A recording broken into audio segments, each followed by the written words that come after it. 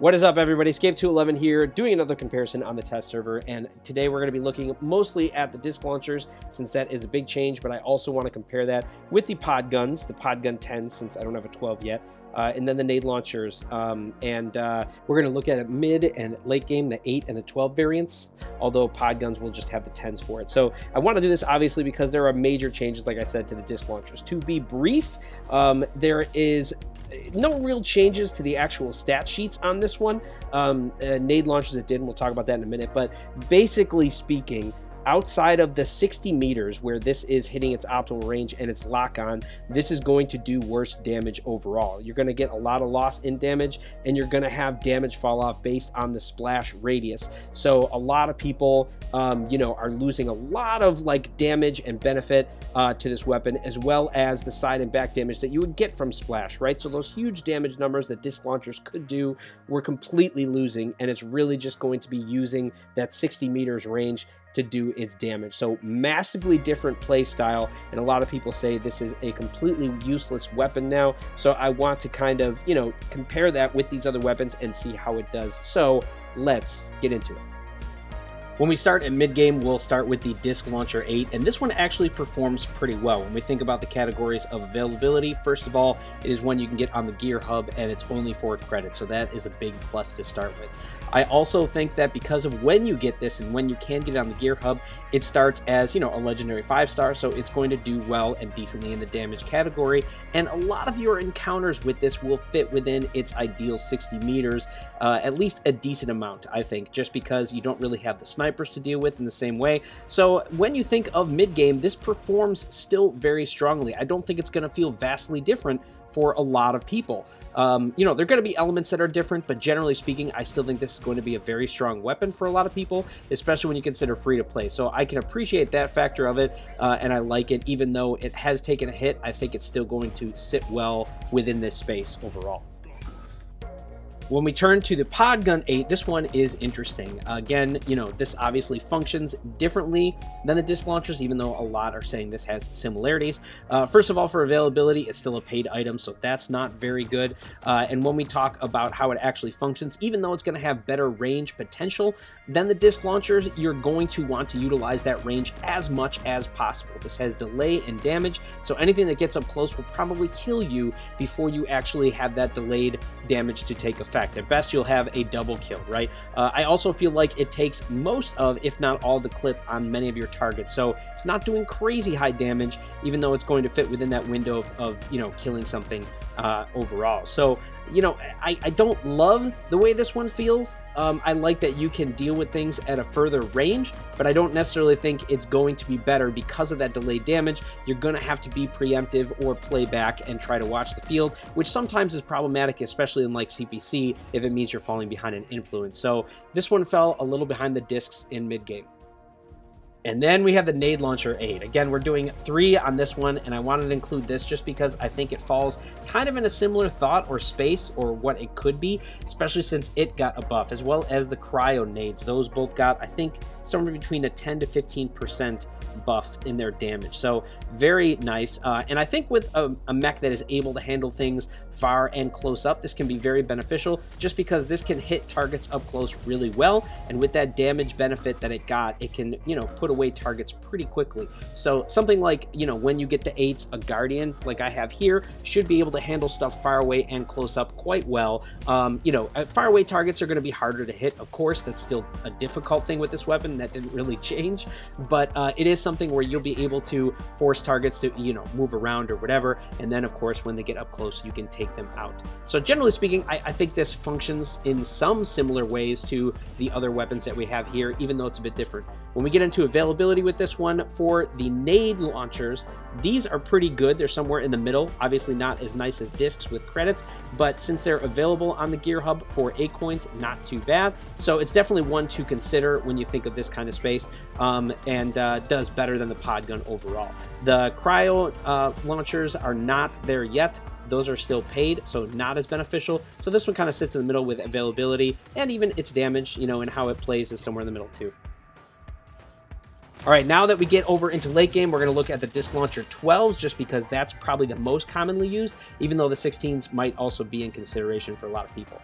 This is where it's going to be difficult for the disc launchers and you're going to struggle. Again, you still want to stay within that 60 meters, but it gets harder to do so. A lot of other things have crept up in their damage, and as we know, damage scales more in this game than HP. So unless you're dealing with stuff close up, like look at that, I can't even take out that target that far away because it's outside of 60 meters. You're going to have difficulty killing things, and other things will just be able to kill you faster for that DPS. So when you're outside of that 60 meters, which, you know, will be more and more dangerous as you creep up in the meta, that's where disc launchers are going to have the hardest time, in my opinion, overall.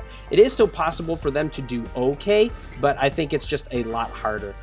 So, you know, all of your benefit that you had before that we got so used to with the splash damage and everything, since that's all taken away, this just does not keep up in the DPS race outside of 60 meters for me. Doesn't mean it's completely useless. It just means that the way you are going to be using and playing these is vastly different. So it's going to change things a lot for people. And I think that's going to be a difficult change to swallow still. I also feel like when I'm actually playing with this weapon, I fall more into a support role since I'm not going to be getting kills as easily as I did before, you know, with all that side and back damage. I'm just becoming more of a support damager, and then can, you know, handle myself if someone gets up close and I have enough in my clip. So, you know, it definitely limits the play style and what we can do with the disc launchers for sure. When we move over to the pod guns for endgame, these do a little better, I would say, than the disc launchers. Again, they're struggling a little bit with availability because they're a paid item, but they'll probably be on par with the disc launchers when they do come out in terms of, you know, where they would fall in the gear hub. Right now, I'm using the 10s since we don't have the 12s, and even the 10s, I think, performed a little better than the disc launcher 12s overall, just because you're getting better benefits with those ranges.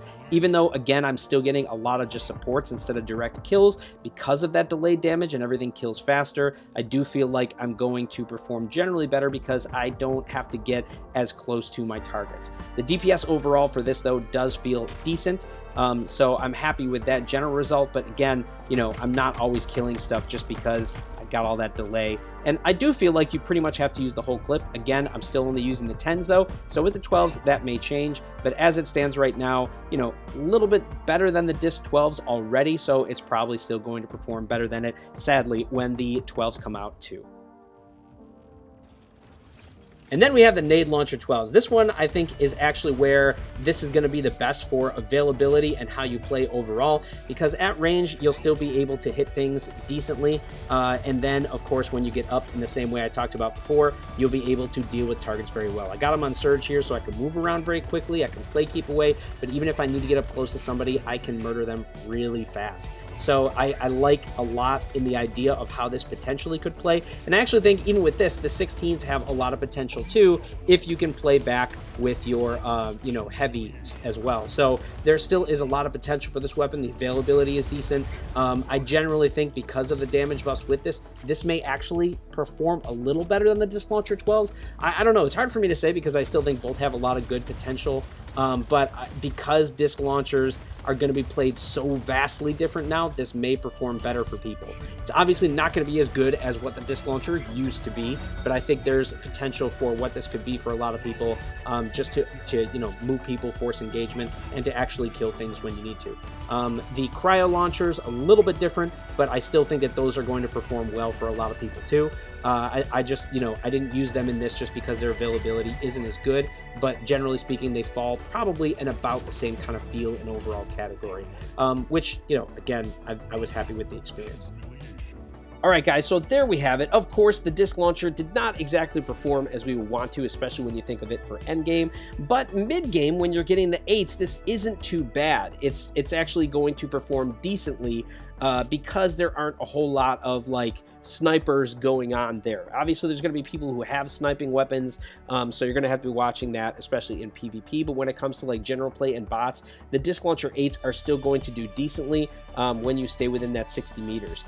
But when you start trying to play endgame, you can't always get in that 60 meters, so it's going to be a lot harder to do. Similarly, I guess I would say the pod gun, you know, early game was not doing bad, but not performing as well as the Disc Launcher 8, right? So that is a little bit surprising, probably because it just has that delay in damage, so you just can't kill stuff as fast. So, you know, there's some of that going on. But the Podgun 10 seemed to perform a little better, or at least easier.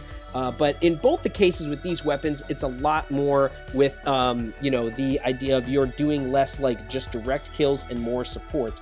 Nade launchers is kind of the same, but it actually has better damage potential since its numbers got up, and if you can get in close, it can obviously wreck things very quickly. Almost functions like a close range weapon in that sense, but it also has decent potential for range and then for hitting targets who are going to be campy. So I actually think out of the three, when it comes to endgame, nade launchers might do the best, but it's hard for me to say because, again, we're on the test server, and the fact that the Podgun 10s are here instead of the 12s makes it a little harder for me to verify what is going to be the best in endgame. But yeah, nade launchers seem to perform better than disc launchers when we get into the 12 variant, which is unfortunate to see, but it is the way things are going to go. I do think it is interesting to think about what could help the disc launcher, because obviously we don't want a weapon to be completely useless, so I think there are potential things to help fix this. I think that the lock-on range and its optimal range could increase.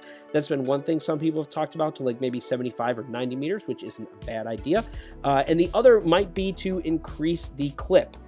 Just because the amount of damage that it does beyond 60 meters is so pitiful, and even when you are in 60 meters, you're pretty much using your entire clip, so it doesn't allow you a whole lot of flexibility when you get engaged in combat with people. So those are just potential ideas for it, because as it compares, it's not necessarily doing great outside of the 8 variant. But what do you guys think? You can let me know your thoughts on this one below. Obviously, this one's a tough one, and a lot of people have opinions, so I understand that, but you know, still curious to hear your comments, and we will see you out there on the battlefield.